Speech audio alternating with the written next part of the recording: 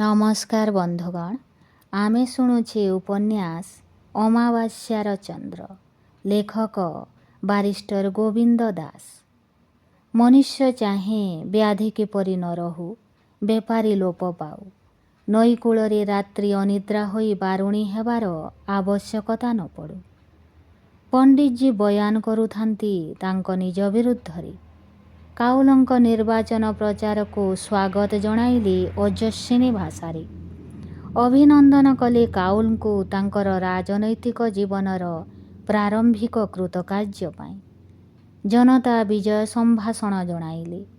ପଣ୍ଡିତଜୀ ବର୍ଣ୍ଣନା କଲେ କାଉଲଙ୍କ ଚରିତ୍ରବତ୍ତା, ସାଧୁତା। କିପରି ବାଲ୍ୟକାଳରୁ ସେ ଐଶ୍ୱର୍ଯ୍ୟମୟ ପରିସର ଭିତରେ ବଢ଼ି ଆସି ମଧ୍ୟ ରାଜନୀତିର ଧୂଳିକୁ ହେୟ ମନେ କରିନାହାନ୍ତି। ସାଧାରଣ ବ୍ୟକ୍ତି ପରି ସଡ଼କରେ ବୁଲି ବୁଲି ଲୋକମାନଙ୍କ ହିତ ପାଇଁ ଚେଷ୍ଟା କରୁଛନ୍ତି। ବର୍ଣ୍ଣନା କଲେ ପଣ୍ଡିତଜୀ କାଉଲଙ୍କର ଗୌରବମୟ ଶୈଶବ ଓ ଅଧୁନାତନ କୃତକାର୍ଯ୍ୟତା, ଯାହା ତାଙ୍କର ଚରିତ୍ରବତ୍ତା ଉପରେ ପ୍ରତିଷ୍ଠିତ। ଶୁଣୁଥିଲେ କାଉଲ। ନୀନାଙ୍କ ଆଡ଼କୁ ଝୁଙ୍କି ପଡ଼ି କହିଲେ, ନୀନା, ମୋର କ'ଣ ମନେ ହେଉଛି ଜାଣ? ଏହା ମୋ ପ୍ରତି ଉପହାସ। ଏସବୁ ମୋର ଅପମାନ। ଏସବୁ କେବଳ ଭ୍ରମାତ୍ମକ ବିଶ୍ୱାସ। ପଣ୍ଡିତଜୀ ବୁଝାଉଥାନ୍ତି, ଏତେ କମ୍ ବୟସରେ ନିଜର ଧର୍ମ ବଳରେ, କର୍ତ୍ତବ୍ୟ ପରାୟଣତା ବଳରେ, ପିତୃମାତୃଙ୍କ ଆଶୀର୍ବାଦରେ ନିଜର ବ୍ୟବସାୟରେ ଏତେ ବଡ଼ ସାମ୍ରାଜ୍ୟ ପାତିଛନ୍ତି। ଭଗୀରଥ ପରି ସୁଖ ସମୃଦ୍ଧିର ମନ୍ଦାକିନୀ ଆମର କ୍ଷୁଦ୍ର ସହରକୁ ସେ ଆଣିପାରିବେ। ନୀନାଙ୍କୁ ବୁଝାଉଥାନ୍ତି କାଉଲ। ନୀନା, ମୋର ପୁଣି ଧର୍ମ, ସାଧୁତା, ଚରିତ୍ରବତ୍ତା, ଏସବୁ ପ୍ରତିବାଦ ଆବଶ୍ୟକ। ଏସବୁ ମିଥ୍ୟା। ପଣ୍ଡିତଜୀ କହିଲେ, ଆଜି ନିଜ ହାତରେ ମୁଁ ଏ ସାନ ଫୁଲହାରଟି ଗୁନ୍ଥିଛି। ସୁନ୍ଦର ନ ହେଲେ ବି ଏଥିରେ ସତ୍ୟତା ଅଛି। ସେହି ହାରଟିକୁ ତାଙ୍କୁ ମୁଁ ଉପହାର ଦେଉଛି ନିଜ ଅନ୍ତରର ଶୁଭକାମନା ଜଣାଇ। ଏ ନୂତନ ଜୀବନରେ ସେ ଜୟଯୁକ୍ତ ହୁଅନ୍ତୁ। ମୋର ଶେଷ ଜୀବନରେ ଏହା ହିଁ ତାଙ୍କୁ ଆଶୀର୍ବାଦ। ଭାଷଣ ଶେଷ କରି ପଣ୍ଡିତଜୀ ଫୁଲହାରଟି ଆଣି କାଉଲଙ୍କ ବେକରେ ପିନ୍ଧାଇ ଦେଲେ। କରତାଳିରେ ଉଛୁଳି ପଡ଼ିଲା ସଭାସ୍ଥଳୀ। ସେହି ମର୍ମରେ କହି ଚାଲିଲେ ବକ୍ତା ପରେ ବକ୍ତା, ନେତା ପରେ ନେତା। କାଉଲ ଶୁଣୁଥାନ୍ତି ତାଙ୍କର ଗୌରବମୟ ଅତୀତ, ତାଙ୍କର ଦୃଢ଼ ଚରିତ୍ରବତ୍ତା, ସାଧୁତା, ଧର୍ମପରାୟଣତା ଇତ୍ୟାଦି। ନୀନା, ଏସବୁ ମିଥ୍ୟା, ଅସତ୍ୟ, ପ୍ରତାରଣା। ଏହାର ପ୍ରତିବାଦ ଆବଶ୍ୟକ। ନଚେତ୍ ସମାଜ ନଷ୍ଟ ହେବ, ଭାଙ୍ଗି ପଡ଼ିବ ମଣିଷ, ଧ୍ୱଂସ ପାଇବ ମଣିଷର ବିଶ୍ୱାସ। ଯାହା ପୂଜ୍ୟ ତାର ପ୍ରତିଷ୍ଠା ବିଧେୟ। ଯାହା ନିନ୍ଦନୀୟ ବୋଲି ଏମାନଙ୍କର ଧାରଣା, ତାର ମୁଖା ଖୋଲିବା ଉଚିତ। ନଚେତ୍ ଏହା ଧୋକାବାଜି ହେବ ନୀନା, ପ୍ରତାରଣା ହେବ। ନୀନା କହିଲେ, କାଉଲ, ଏ ସତ, କିନ୍ତୁ କିଏ ଏହାର ପ୍ରତିବାଦ କରିବ? ଶେଷ ବକ୍ତା ତାଙ୍କର ଦୀର୍ଘ ଭାଷଣ ଶେଷ କରି କହିଲେ, ଆମର ଏ ଛୋଟ ସହରରେ ଗୋଟିଏ ସୁନ୍ଦର ମନ୍ଦିର ତିଆରି ହେବ। ସେଠି ଧର୍ମର ଆଲୋଚନା ହେବ। ମୁଁ ପ୍ରସ୍ତାବ କରୁଛି ତାର ନାମ ହେବ କାଉଲ ମନ୍ଦିର। ସଭାସ୍ଥ ଜନତା ତାଳି ଉପରେ ତାଳି ଦେଇ ସମର୍ଥନ ଜଣାଇଲେ। କାଉଲ ଉଠିଲେ ସମ୍ବର୍ଦ୍ଧନାର ଉତ୍ତର ଦେବା ପାଇଁ। ଲୋକେ ଧୀର ସ୍ଥିର ଭାବରେ ବସିଥାନ୍ତି। ଗୋଟିଏ ଛୁଞ୍ଚି ଯଦି ପଡ଼ିଯାଏ ଚଟାଣରେ, ତାହେଲେ ତାର ବି ଶବ୍ଦ ଶୁଭିବ। କିଛି ସମୟ ପାଇଁ ସେ ଛିଡ଼ା ହେଲେ। ଦେଖିଲେ ଏ ଜନତାର ଆଗ୍ରହ, ସମ୍ମାନ, ବିଶ୍ୱାସ। ମନେ ମନେ ନମସ୍କାର ଜଣାଇଲେ। କହିଲେ, ସହରର ଭାଇ ଭଉଣୀମାନେ, ମୁଁ ଭାଷଣ ଦେଇ ଜାଣେନା। ଜୀବନରେ ପ୍ରଥମ କରି ଏପରି ଜନତାର ସମ୍ମୁଖୀନ ହେଉଛି। ଏଇଟା ପ୍ରଥମ କି ନାହିଁ ସେଥିରେ ହୁଏତ ସନ୍ଦେହ ଥାଇପାରେ, କିନ୍ତୁ ଏଇଟା ଯେ ମୋର ଶେଷ ଭାଷଣ, ସେଥିରେ ମୋର ସନ୍ଦେହ ନାହିଁ। ଆଜିର ଏ ସଭାରେ ମୋର କିଛି ବକ୍ତବ୍ୟ ନାହିଁ, କିଛିଟା ମାତ୍ର କୈଫିୟତ ଅଛି। ଗୋଟିଏ କ୍ଷମା ପ୍ରାର୍ଥନା ମାଗିବା ପାଇଁ ଅଛି। ଆପଣମାନେ ଯଦି ଗୋଟାଏ ବିରାଟ ଭୁଲ କରିଛନ୍ତି, ଭବିଷ୍ୟତରେ ଯଦି ଏପରି ହୁଏ ଜାତିର ଦୁଃଖର ସୀମା ରହିବ ନାହିଁ। ମୋର ଏ ନିର୍ବାଚନରେ କୃତକାର୍ଯ୍ୟତା ଆମ ସମାଜର ନୀତି ନିୟମ ଶୃଙ୍ଖଳା ପ୍ରତି ଘୋର ଅପମାନ। ପଣ୍ଡିତଜୀ ଯାହା କହିଛନ୍ତି ମୋ ସଂକ୍ରାନ୍ତରେ ସେ ନିରାଟ ମିଥ୍ୟା। ଯାହା ମୁଁ ପ୍ରଚାର କରାଇଛି ସେହିସବୁ ଶୁଣି ସେହିସବୁକୁ ବିଶ୍ୱାସ କରୁଛନ୍ତି ମାତ୍ର। ସେ ସାଧୁ ମହାନ। ମୋ ଜୀବନ ପାପର ଏକ ସୁଦୀର୍ଘ ଗାଥା। ମୁଁ ମଦ୍ୟପ, ମୁଁ ବେଶ୍ୟାସକ୍ତ, ମୁଁ ଜୁଆଡ଼ି, ମୁଁ କଳାବଜାରୀ, ମୁଁ ଅସାଧୁ। କୌଣସି ଧର୍ମରେ ମୋର ବିଶ୍ୱାସ ନାହିଁ। କୌଣସି ନୀତି ସହିତ କିଛି ସମ୍ପର୍କ ନାହିଁ। ଏସବୁ କେବଳ ମୋର ନିର୍ବାଚନ ପ୍ରଚାର। ମୋର ବିଶ୍ୱାସ ନଥିଲା ଯେ ଲୋକମାନେ ଏହାକୁ ଗ୍ରହଣ କରିବେ, ସତ ବୋଲି ମଣିବେ। ପଣ୍ଡିତଜୀ ଦେବତୁଲ୍ୟ, କିନ୍ତୁ ସେ ଯାହା କହିଛନ୍ତି ସେସବୁ ଠିକ୍ ନୁହେଁ। ମନୁଷ୍ୟକୁ ଦେଖନ୍ତୁ, ଗୋଷ୍ଠୀକୁ ନୁହେଁ। ଯୋଜନା ତ୍ୟାଗଠାରୁ ଉଚ୍ଚ ନୁହେଁ। ମହତ୍ତ୍ୱ ଦକ୍ଷତା ଠାରୁ ବଳିୟାନ ନୁହେଁ। ଏଇ କେବଳ ପ୍ରଚାରର ପରିଣାମ, ଆର୍ଥିକ ସମ୍ପଦର ପରିଣାମ।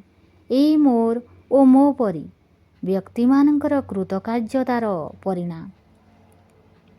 ମୁଁ କ୍ଷମା ମାଗୁଛି ଏ ପ୍ରତାରଣା କରାଯାଇଛି ବୋଲି। ମୁଁ ଅପମାନିତ ଯେ ମୁଁ କୃତକାର୍ଯ୍ୟ ହୋଇଛି। ଆପଣମାନେ ଯେଉଁ କାଉଲର ଚିତ୍ରକୁ ସମ୍ମାନ କରୁଛନ୍ତି ସେ ଏ କାଉଲ ନୁହେଁ। ଯେତେବେଳେ ମୋର ମୁଖା ଖୋଲିବ ଆପଣମାନେ ମୋର ପ୍ରକୃତ ରୂପ ଜାଣିବେ। ଦେଖିଲେ ସହ୍ୟ କରିପାରିବେ ନାହିଁ ସେ ବିକଳାଙ୍ଗକୁ। ଆପଣମାନେ ନିଜକୁ ମଧ୍ୟ କ୍ଷମା ଦେଇପାରିବେ ନାହିଁ। ଭାବିବେ କି ପ୍ରତାରଣା। ଦୁଃଖ ଗ୍ଳାନିରେ ଭରି ଉଠିବ ମନ। ଯେଉଁ ସମ୍ମାନ ଆଜି ଆପଣମାନେ ଦେବାକୁ ଯାଉଛନ୍ତି ଏ ସମ୍ମାନ ପାଇବାର ଯୋଗ୍ୟତା ମୋର ନାହିଁ। କେବଳ ଗୋଟିଏ ମାତ୍ର ଲୋକର ଅଛି। ସେ ହେଉଛନ୍ତି ଏ ପଣ୍ଡିତଜୀ। ମୋର ଯଦି କିଛି ବିଶେଷତ୍ୱ ଅଛି ତା ଅଛି ମୋର ଅର୍ଥର। ତାକୁ ହିଁ ଆଜି ପଣ୍ଡିତଜୀଙ୍କ ସେବାରେ ନିୟୋଜିତ କରୁଛି। ମୋତେ ବିଦାୟ ଦିଅନ୍ତୁ। ମୋର ଇସ୍ତଫା ଗ୍ରହଣ କରନ୍ତୁ, ଚେୟାରମ୍ୟାନ୍ ପଦରୁ, ସଭ୍ୟ ପଦରୁ ମଧ୍ୟ। କାଉଲ ନିଜ ବେକରୁ ଫୁଲର ମାଳାକୁ କାଢ଼ିଲେ। ପଣ୍ଡିତଜୀଙ୍କ ବେକରେ ସସମ୍ମାନେ ଲମ୍ବାଇ ଦେଇ ନମସ୍କାର ଜଣାଇ କହିଲେ, ପଣ୍ଡିତଜୀ, ଯେଉଁଦିନ ଏହାର ଉପଯୁକ୍ତ ହେବି ସେଦିନ ଏ ମାଳାର ଅଧିକାରୀ ହେବି। ଜନମଣ୍ଡଳୀକୁ ଜଣାଇଲେ କ୍ଷୁଦ୍ର ନମସ୍କାର। ନୀନା ଆଡ଼କୁ ଅନାଇ କହିଲେ, ଆସ ନୀନା। ସମସ୍ତେ ସ୍ତମ୍ଭୀଭୂତ, ନୀରବ ନିଶ୍ଚଳ ଭାବରେ ଚାହୁଁଥାନ୍ତି କାଉଲଙ୍କୁ। ସମ୍ମୁଖରେ ବସିଛନ୍ତି ମିଷ୍ଟର ଅଲ୍ଲି, ମିଷ୍ଟର ଭାଟିଆ, ଅନ୍ୟାନ୍ୟ ବନ୍ଧୁଗଣ। କଡ଼ରେ ଆଟେନସନ୍ ହୋଇ ଛିଡ଼ା ହୋଇଛନ୍ତି ମିଷ୍ଟର ମୁଖାର୍ଜୀ। ହାତ ଯୋଡ଼ି ପେଣ୍ଡାଲ ଉପରୁ ତଳକୁ ଆସିଲେ କାଉଲ। ଆସ୍ତେ ଆସ୍ତେ ଆଗେଇଲେ ସଭାସ୍ଥଳୀ ଭିତରକୁ। ଜନତା ଛିଡ଼ା ହୋଇ ରହିଲେ। ନିର୍ଗତ ହେଲେ କାଉଲ ସଭାସ୍ଥଳୀରୁ। ଧୀରେ ଧୀରେ ଆଗେଇ ଆସିଲେ ମଟର ପାଖକୁ। ଦିନେ ପିତୃସତ୍ୟ ମାତୃ ଆଦେଶ ପାଇଁ ରାଜସିଂହାସନ ତ୍ୟାଗ କରି ବିଦାୟ ନେଇଥିଲେ ଆର୍ଯ୍ୟ ରାମଚନ୍ଦ୍ର। ଆଜି ଆମର କାଉଲ ନିଜର ବିବେକର ନିର୍ଦ୍ଦେଶରେ ବ୍ୟକ୍ତିର ସମ୍ମାନ ପାଇଁ ତ୍ୟାଗ କଲେ ନିଜର ପଦବୀ, ନିଜର ପ୍ରତିଷ୍ଠା। ଗାଡ଼ି ଚାଲିଲା। ନୀନା କାଉଲଙ୍କୁ କୁଣ୍ଡାଇ ପକାଇ କହିଲେ, ଗ୍ରେଟ୍ କାଉଲ, ତୁମେ ରିଏଲି ଗ୍ରେଟ୍। ବିକ୍ଷିପ୍ତ କେଶା, କୋମଳ ଅଧରା, ନମ୍ର ନେତ୍ରା, ଶାନ୍ତା ସୁପ୍ତା ନାରୀ। ଶୁଭ୍ର ଆଭରଣରେ ଆପାଦ ବକ୍ଷ ଆଚ୍ଛାଦିତ। ନିସ୍ତବ୍ଧ ରାତ୍ରିର ଶୀତଳ ମନ୍ଦାନୀଳ ଏ ନିଶ୍ଚଳ ଶରୀରର ଆଭରଣରେ କିୟତ୍ ମୁହୂର୍ତ୍ତ ପାଇଁ ମୃଦୁ ଆଲୋଡ଼ନ ସୃଷ୍ଟି କରୁଥାଏ। ବାତାୟନ ଭେଦୀ ଜ୍ୟୋତ୍ସ୍ନା ନାରୀର ଶରୀରକୁ ଦେଉଥାଏ ଜୀବନ୍ୟାସ। ଏ ରାତ୍ରି, ଏ ଜ୍ୟୋତ୍ସ୍ନା, ଏ ଝଙ୍କାର ଭିତରେ ଲକ୍ଷ୍ୟ କରୁଥାନ୍ତି କାଉଲ ଅପଲକ ନୟନରେ ଏ ନାରୀଙ୍କୁ। ମାଂସପେଶୀର ଆପେକ୍ଷିକ ସମାବେଶ ତ ନାରୀର ସଂଜ୍ଞା। ନୂତନତ୍ୱ କ'ଣ ବା ଥାଇପାରେ? ଏସିଆନ୍, ୟୁରୋପିଆନ୍, ୟୁରେସିଆନ୍ ସବୁ ତ ଦେଖିଛି ଟିକିନିଖି କରି, ଉପଭୋଗ କରିଛି ମଧ୍ୟ। କ'ଣ ପାର୍ଥକ୍ୟ? ଅବଶ୍ୟ କିଛିଟା ଅଛି। ବିଭିନ୍ନ ଶାରୀରିକ ପରିସ୍ଥିତିର ଅବଶ୍ୟମ୍ଭାବୀ ଦାବୀ। ଷ୍ଟେସନ ପରେ ଷ୍ଟେସନ ଚାଲି ଯାଉଥାଏ। ରେଳର ଗତି କ୍ରମଶଃ ବର୍ଦ୍ଧିଷ୍ଣୁ। ମଣିଷ ଭିତରେ ଗୋଟିଏ ପ୍ରକାରର ବସ୍ତୁ ଅଛି, ତାରି ନାଁ ଲିବିଡ଼ୋ। ଏହା ଶରୀର ଭିତରେ ଚଳପ୍ରଚଳ କରୁଥାଏ। ଯେତେବେଳେ ଏହାର ଗତି ପ୍ରଖର ହୁଏ, ବ୍ୟକ୍ତି ହୁଏ ଚଞ୍ଚଳ। ଏହି ଚାଞ୍ଚଲ୍ୟ ଯଦି ଦୀର୍ଘସ୍ଥାୟୀ ହୁଏ, ବ୍ୟକ୍ତିର ସାଧାରଣ ମନ, ସାଧାରଣ ବିଚାର ବୁଦ୍ଧି ଏହାରି ପାଖରେ ଆତ୍ମସମର୍ପଣ କରେ। ଏହାରି ପ୍ରଭାବର ବଶବର୍ତ୍ତୀ ହୋଇ ସେ ଛାଡ଼େ ରାଜ୍ୟ, ଛାଡ଼େ ଭୋଗ, ଏପରିକି ଜୀବନ ମଧ୍ୟ। ମନସ୍ତାତ୍ତ୍ୱିକ ପାଖରେ ଏହାର ଅନ୍ୟ ନାମ ପ୍ରେମ। ବିଭିନ୍ନ ପରିବେଷ୍ଟନୀର ସୀମା ମଧ୍ୟରେ ଶାରୀରିକ ମିଳନର ଗଭୀର ପ୍ରୟାସର ନାମ ପ୍ରେମ। ମନ ବି ତ ଶରୀରର ଅଂଶ। ଶାରୀରିକ ଆବଶ୍ୟକତାକୁ ମନ କେବଳ ସାମର୍ଥ୍ୟ ଦିଏ ସହଚର୍ଯ୍ୟ। କିନ୍ତୁ ଏହାର ଉତ୍ପତ୍ତି ଶରୀରରୁ, ବିଲୟ ମଧ୍ୟ ଶରୀରରେ। ଯାହା ଅନ୍ୟାନ୍ୟ ଜୀବଙ୍କ ପାଇଁ ସାମୟିକ ମାମୁଲି ଜୀବନ କ୍ରିୟାର ବିଷୟବସ୍ତୁ, ମନୁଷ୍ୟ ତା ଉପରେ ଗୋଟିଏ ମାତ୍ର ପ୍ରଲେପ ଦିଏ। ତାକୁ ହିଁ କହେ ପ୍ରେମ। ଏହା ତତ୍ତ୍ୱବିତ୍ଙ୍କ ମତାମତ। ଯୁକ୍ତିଟାକୁ ମନକୁ ମନ ବିଶ୍ଳେଷଣ କଲେ କାଉଲ, ଏ ନାରୀଟି ମଧ୍ୟ ସାଧାରଣ, ଅନ୍ୟାନ୍ୟ ଅଶେଷଙ୍କ ପରି। ବିଶେଷତ୍ୱ ଟିକକ ହେଉଛି ଏ ଯେଉଁ ଆଲୋକ ଅନ୍ଧକାରର ଲୁଚକାଳି କ୍ରମାଗତ ଭାବରେ ରେଳ ଝରକା ବାଟେ ଏ ନାରୀ ଜଣକ ମୁହଁ ସହିତ ଖେଳୁଛି। ଏଇ ସାମାନ୍ୟ ଟିକିଏ ଚାଞ୍ଚଲ୍ୟ। ନାଇଟ୍ କ୍ଲବମାନଙ୍କରେ ଉପରୁ ଆଲୁଅ ପଡ଼ୁଥାଏ। ଗ୍ଲାସ୍ ବ୍ରିକର ଷ୍ଟେଜରେ ନର୍ତ୍ତକୀର ଶରୀର ଉପରେ। ମଝିରେ ମଝିରେ ଆଲୋକ, ମଝିରେ ମଝିରେ ଅନ୍ଧାର। ଏ ଆଲୁଅ ଅନ୍ଧକାରର କ୍ରମାଗତ ପରିବର୍ତ୍ତନ ଦର୍ଶକର ସ୍ନାୟୁରେ ଗୋଟିଏ ଶିହରଣ ଆଣେ। ତା ସାଙ୍ଗକୁ ଥାଏ ଉଚ୍ଚାଙ୍ଗ ସଙ୍ଗୀତ। ସେହିପରି ଆଜି ରେଳର କ୍ରମାଗତ ଶବ୍ଦ, ତା ସାଙ୍ଗକୁ ଏ ନାରୀର ମୁହଁ ଉପରେ ଏ ଧୂପ ଛାୟାର ନୃତ୍ୟ। ଜନଗହଳିଟା ବିଶେଷ ଯୋଗ୍ୟ, ଶାନ୍ତିପୂର୍ଣ୍ଣ। ତାକୁ ମୁକାବିଲା କରିବାରେ କିଛି କଷ୍ଟ ବା ସନ୍ଦେହ ନଥାଏ। ତୁମର ପରିଧାନ, ତୁମର ଚିନ୍ତା, ତୁମର କର୍ମ ସଂକ୍ରାନ୍ତରେ ତୁମେ ସ୍ୱାଧୀନ, ବେପରୁଆ। କିନ୍ତୁ ଯଦି ବ୍ୟକ୍ତି ବିଶେଷଙ୍କର ସମ୍ମୁଖୀନ ହୁଅ, ତାହେଲେ ନିଜକୁ କର ସଂଯତ, ଚିନ୍ତା ସଂଗଠିତ, ପ୍ରକାଶ ସଯତ୍ନ। ସବୁବେଳେ ମାପକାଠି ହୁଏ ଏ ଯେଉଁ ବ୍ୟକ୍ତି ବସିଛି, ତାର ପ୍ରତିକ୍ରିୟା। ତୁମକୁ ତ୍ୟାଗ କରିବାକୁ ପଡ଼େ। ତୁମକୁ ତା ସହିତ ଖାପ ଖୁଆଇବା ପାଇଁ ପଡ଼େ, ଅନ୍ତତଃ କିୟତ୍ ସମୟ ପାଇଁ। କାଉଲ ସେଥିପାଇଁ ପସନ୍ଦ କରନ୍ତି ଜନଗହଳିକୁ। କାଉଲ ସୁଖୀ ଥିଲେ ଯେ ପର୍ଯ୍ୟନ୍ତ ରେଳ ପ୍ଲାଟଫର୍ମରେ, ଅସଂଖ୍ୟ ଲୋକଙ୍କ ଗହଣରେ, ଅଥବା ଯେତେବେଳେ ପର୍ଯ୍ୟନ୍ତ ସେ କମ୍ପାର୍ଟମେଣ୍ଟରେ ଅନ୍ୟମାନେ ଉପସ୍ଥିତ ଥିଲେ। କ୍ରମେ କ୍ରମେ ସେଠୁ ଅନ୍ୟ ପାସେଞ୍ଜରମାନେ ଓହ୍ଲେଇ ଗଲେ। ମଧ୍ୟରାତ୍ରି। ଶେଷ ପାସେଞ୍ଜରଟି ମଧ୍ୟ ସେ ଡବାରୁ ଓହ୍ଲେଇ କରି ଚାଲିଗଲେ। ଡବାରେ ଏକାକୀ ରହିଲେ କାଉଲ ଓ ନାରୀ ଜଣକ। ଅସ୍ୱସ୍ତି ଅନୁଭବ କଲେ କାଉଲ। ବୋଧହୁଏ ଅସ୍ୱସ୍ତି ଅନୁଭବ କରୁଥିଲେ ନାରୀ ଜଣକ ମଧ୍ୟ। ବିଛଣାରୁ ଉଠି ବସିଲେ। କାଉଲ ଅତି ସନ୍ତର୍ପଣରେ ପଚାରିଲେ, ଏକାକୀ ମୋ ସାଙ୍ଗରେ ରହିବାର ଯଦି କିଛି ଆପତ୍ତି ଥାଏ, ତାହେଲେ ଅନ୍ୟ କମ୍ପାର୍ଟମେଣ୍ଟରେ ଆପଣଙ୍କୁ ପହଞ୍ଚାଇବାରେ ସାହାଯ୍ୟ କରିପାରେ। ନାରୀ ଜଣକ କହିଲେ, କିଛିଟା ସଙ୍କୋଚ ହେଉଛି, ଏଥିରେ ସନ୍ଦେହ ନାହିଁ। କିନ୍ତୁ ମୁଁ ସୁସ୍ଥ ନୁହେଁ। ସେଥିପାଇଁ ଅନ୍ୟ ଜଣେ ସାଥୀ ରହିଲେ ମୁଁ ସୁଖୀ ମଣିବି। ତା ଛଡ଼ା ଅନ୍ୟ ଯେକୌଣସି କମ୍ପାର୍ଟମେଣ୍ଟକୁ ଗଲେ ମଧ୍ୟ ଅପରିଚିତ ବ୍ୟକ୍ତିଙ୍କୁ ତ ମୁକାବିଲା କରିବା ପାଇଁ ପଡ଼ିବ। ଆପଣ ବରଂ ପରିଚିତ। କାଉଲ କହିଲେ, ଯଦି ଆବଶ୍ୟକ ମନେ କରନ୍ତି ମୋର ସାହାଯ୍ୟ ନେବା ପାଇଁ ସଙ୍କୋଚ ପ୍ରକାଶ କରିବେ ନାହିଁ। ମୋ ନିଦ ପତଳା ନୁହେଁ, କୌଣସି ଶବ୍ଦ ମୋର ନିଦ ଭାଙ୍ଗି ପାରିବ ନାହିଁ। କିନ୍ତୁ ଏଥିପାଇଁ ଅବ୍ୟର୍ଥ ଔଷଧ ହେଉଛି ଆଲୋକ। ଉଠାଇବା ପାଇଁ ଚାହିଁଲେ ଏ ସୁଇଚ୍ଟା ଟିପିଦେବି, ଆଲୋକ ହେବ, ମୋ ନିଦ ଭାଙ୍ଗିବାରେ ଆଉ କୌଣସି ସନ୍ଦେହ ରହିବ ନାହିଁ। ନାରୀ ଜଣକ କହିଲେ, ସେପରି ପରିସ୍ଥିତି ନ ଉପୁଜୁ, କିନ୍ତୁ ଏକଥା ମନେ ରଖିବି। କିଛି କ୍ଷଣ ପରେ ଶୋଇଗଲେ ନାରୀ ଜଣକ, ମୁହଁରେ ଅସୁସ୍ଥତା ଜନିତ କ୍ଲେଶର ଚିହ୍ନ। କିନ୍ତୁ ସାରା ରାତି ଅପଲକ ନୟନରେ ଅପେକ୍ଷା କରି ରହିଲେ କାଉଲ। ଆବଶ୍ୟକ ପଡ଼ିଲେ କାଳେ ନାରୀ ଜଣକ ଚାହିଁବେ ତାଙ୍କର ସାହାଯ୍ୟ। କାଉଲ ଭାବୁଛନ୍ତି, କ'ଣ ଏ ନାରୀର ବିଶେଷତ୍ୱ ଅଛି ଯାହା ପାଇଁ ଏତେ ଅଳ୍ପ ସମୟ ଭିତରେ ତାଙ୍କର ଏତେ ଆଗ୍ରହ ଉପୁଜିଛି? କିଛି ସ୍ଥିର କରି ପାରିଲେ ନାହିଁ। ରାତି ବିତିଗଲା। ପାହାନ୍ତାରେ ରେଳ ଛୁଇଁଲା ମାନ୍ଦ୍ରା ଷ୍ଟେସନ। କମ୍ପାର୍ଟମେଣ୍ଟର ବାଥରୁମ୍ରୁ ବାହାରି କାଉଲ ଦେଖିଲେ ଯେ ନାରୀ ଜଣକ କମ୍ପାର୍ଟମେଣ୍ଟ ଛାଡ଼ି ଚାଲିଗଲେଣି।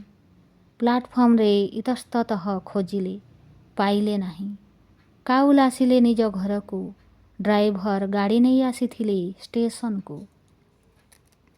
ସେଦିନ ସକାଳୁ ଶୀଘ୍ର ଉଠି ପ୍ରାତଃକୃତ୍ୟ ପରେ ଡ୍ରେସିଂ ହେଲାବେଳକୁ କାଉଲ ଲକ୍ଷ୍ୟ କଲେ ଯେ ତାଙ୍କର ଟାଇପିନ୍ଟା ହଜିଯାଇଛି।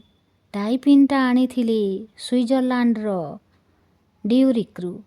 ତା ଉପରେ ଛୋଟ ଧଳା ଡାଇମଣ୍ଡ ଟିକେ ଲାଗିଥିଲା। ହାତ ବୋତାମକୁ ମ୍ୟାଚ୍ କରି ଏ ଟାଇପିନ୍ଟା। ବର୍ତ୍ତମାନ ହୁଏତ ହାତ ବୋତାମକୁ ମଧ୍ୟ ପରିବର୍ତ୍ତନ କରିବାକୁ ପଡ଼ିବ। କାଉଲଙ୍କର କେତେଗୁଡ଼ିଏ ସୁପରିଷ୍ଟିସନ୍ ଅଛି। ବ୍ୟବସାୟଗତ ସମସ୍ୟା ସଂକ୍ରାନ୍ତରେ ଅନ୍ୟ ସହିତ କଥାବାର୍ତ୍ତା ଚାଲିଲା ବେଳେ ଯଦି କୌଣସି ପ୍ରକାର ଅଶୁଭ ପରିସ୍ଥିତି ଆସେ, ତାହେଲେ ସେ ଡାଇମଣ୍ଡର ସେହି ପରିସ୍ଥିତିକୁ ତାଙ୍କ ସପକ୍ଷରେ ପରିଚାଳିତ କରିବାରେ ସାହାଯ୍ୟ କରିପାରିବାର କ୍ଷମତା ଅଛି। ଏଇଟା କାଉଲଙ୍କ ଅନ୍ୟତମ ସୁପରିଷ୍ଟିସନ୍। ଆଜି କାଉଲଙ୍କ ବିଶେଷ ଗୁରୁତ୍ୱପୂର୍ଣ୍ଣ ଦିନ।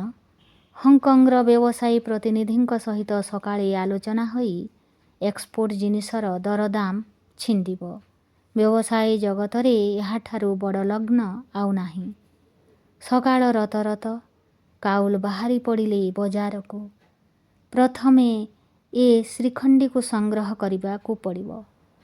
ସେହିପରି ସୁନା, ସେହିପରି ଡାଇମଣ୍ଡ, ସେହି ଟାଇପିନ୍। ଏତେ ସକାଳୁ ସବୁ ଦୋକାନ ବି ଖୋଲି ନାହିଁ। ଖୋଜି ଖୋଜି ସହରର ଗୋଟିଏ ବଣିଆ ଦୋକାନରେ ପହଞ୍ଚିଲା ବେଳକୁ ପ୍ରାୟ ଘଣ୍ଟାଏ ଡେରି ହୋଇଗଲାଣି। କାଉଣ୍ଟରରେ ପହଞ୍ଚି ପଚାରିଲେ, କିଛି ଇମ୍ପୋର୍ଟେଡ଼ ଅଛି ଟାଇପିନ୍, ସୁଇସ୍ମେକ୍? ସେଲ୍ସମ୍ୟାନ୍ ବିଭିନ୍ନ ପ୍ରକାରର ଟାଇପିନ୍ ସବୁ ଦେଖାଇଲା କାଉଲଙ୍କୁ। ନିକଟବର୍ତ୍ତୀ ଅନ୍ୟ ଏକ କାଉଣ୍ଟରରେ ଜଣେ ନାରୀ ଛିଡ଼ା ହୋଇଛନ୍ତି। ହାତରେ ଗୋଟିଏ ସୁନାହାର। ଦୋକାନୀ ଜଣକ କହୁଛି, ଏହାର ଓଜନ ହେଉଛି। ଧଳା ଶାଢ଼ୀରେ ଆବୃତ, ମୁଣ୍ଡରେ ଶୁଖିଲା ବାଳ ଗୋଟାଏ ଅସଂଯତ ଗଣ୍ଠିରେ ବେକ ଉପରକୁ ଝୁଲି ଆସିଛି। ବେକର ହାଡ଼କୁ ବେଡ଼ି କରି ବ୍ଲାଉଜ ଛାତି ଉପରେ ଚିପି ହୋଇ ରହିଛି। କାନରେ ଦୁଇଟି ସାଧାରଣ ସୁନା ଫୁଲ। ତା ଉପରେ ବସିଛି ତାଙ୍କରି ଟାଇପିନ୍ ପରି ଧଳା ଡାଇମଣ୍ଡ। ଶରୀରରେ କୌଣସି ପ୍ରେରଣା ନାହିଁ, ଉନ୍ମାଦନା ନାହିଁ। ଝରଣାଟି ପରି ଶାନ୍ତ, ନିରାଡ଼ମ୍ବର ଓ ଅନାସକ୍ତ। ଏହା ସହିତ ତାଙ୍କର କେଉଁଠି ପରିଚୟ ହୋଇଛି ବୋଧହୁଏ। ହୁଏତ ହୋଇଥିବ, କୌଣସି ନୂତନତ୍ୱ ନାହିଁ। ଏହାର ଦାମ ହେବ। ଆପଣ କ'ଣ ଚେକ୍ ଆକାରରେ ନେବେ ନା ସମୁଦାୟ କ୍ୟାସ୍? ସମୁଦାୟ କ୍ୟାସ୍। କାଉଲ ଲକ୍ଷ୍ୟ କରି ଦେଖିଲେ, ଏ ନାରୀ ଜଣକ ଗତ ରାତ୍ରିର ତାଙ୍କରି ଟ୍ରେନ୍ର ସହଯାତ୍ରୀ। ଏହି ମୁହଁ, ଏହି ଓଠ, କୋମଳ ଆଲୋକ ଭିତରେ ଯାହା ସ୍ପଷ୍ଟ ଭାବରେ ଦେଖିପାରିନଥିଲେ। ମନରେ କୌତୂହଳ ହେଲା, ଏତେ ସକାଳୁ ନାରୀ ଜଣକ ଏକାକୀ ଆସି ଗହଣା ବିକୁଛନ୍ତି ନିଜେ ଏକ ଅଜଣା ସହରରେ।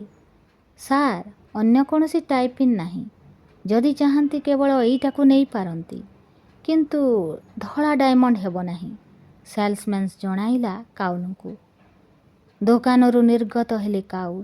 ନିର୍ଗତ ହେଲେ ନାରୀ ଜଣକ। କାଉଲ କହିଲେ, ଚିହ୍ନି ପାରୁଛନ୍ତି? ମୁଁ ଗତ ରାତିର ଆପଣଙ୍କ ଟ୍ରେନ୍ ସାଥୀ। ଅତି ନରମ ସୂକ୍ଷ୍ମ ଗଳାରେ ନାରୀ ଜଣକ କହିଲେ, ନମସ୍କାର। ପ୍ରତି ନମସ୍କାର ଜଣାଇଲେ କାଉଲ। କେତେ ଦୂର ଯିବେ? କାଉଲ ପଚାରିଲେ। ଏଇ ଅଳ୍ପ ରାସ୍ତା। ଏଠି ଜଣେ ଆତ୍ମୀୟର ଅତିଥି, ନିଜେ ଚାଲିଯିବି। ଗାଡ଼ିରେ ଛାଡ଼ି